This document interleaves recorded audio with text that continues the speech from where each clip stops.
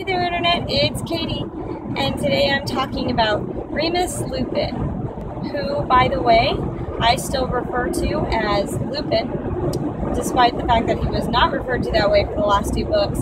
I think probably because for a really long time, like until book 5 came out, so for a really long time I just called him Lupin, and I think that's just a hard habit to break.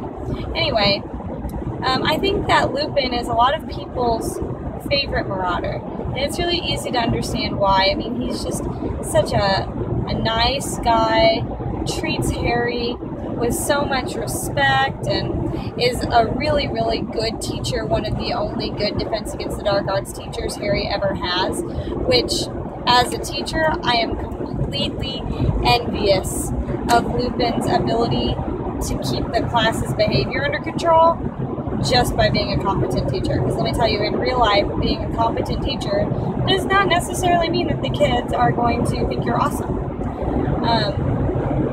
And I think people just like Lupin because he's just a steady, stand-up guy, even despite, you know, being a werewolf, which we might consider to be very much like a physical disability in the Muggle world.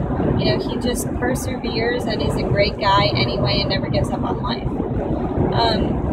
But on the other hand, there are a lot of people who have said that they have lost all of the respect they ever had for Lupin when he showed up at Grimmauld Place when he found out that Tonks was pregnant. And they say, you know, I just can't believe he would leave his wife and baby to go run off on adventures with Harry. What a terrible person, basically. And, you know, to that I just have to say, you've obviously never been in a situation where you have made you personally have made your family's life less awesome than it might have been. It's really hard, the guilt you feel knowing that if your husband had married someone else that had a better job, that, you know, he might be able to pursue. Can you tell I'm talking about myself? You know, and for Lupin, he's thinking to himself, you know, he married Tonks because he loved her, but ever since he married her, he's seeing how much, in his mind, how much less good her life is. She's having to almost live in hiding. And he's like, she shouldn't have to. I love her so much. She should be able to have exactly the kind of life she wants.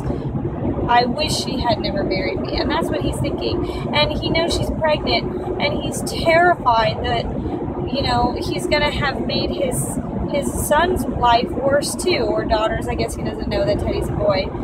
You know, he's terrified that he has just stuck Tonks and his future child in the worst life imaginable, and he's scared, and he feels guilty, and he doesn't know what to do. I don't think that Lupin would have stayed with Harry for very long. I think Lupin would have realized on his own in a matter of days that where he belonged was with his wife and child. But I think in the moment when he found out Tonks was pregnant, I think he just panicked. And he realized that if it was a werewolf, that in his mind it would be his fault, and didn't know what to do. And rationalized it by saying, well, she'll just be better off without me. Even though he knew that wasn't true. And husbands do that, and they get over it. And you know what? Lupin went home. He was there for Tonks, and he was so excited when Teddy was born. So if you've lost all respect you ever had for a character because they made one mistake that honestly they probably would have corrected themselves very quickly anyway, then I just have to say I'm kind of glad I'm not your friend, because I make mistakes all the time, and people make mistakes all the time. And you just got to give them a break for that and understand that even though Lupin made one mistake and he freaked out and he got scared, by and large, he's one of the bravest and kindest and most consistent characters in the story. And I think that should stand for something.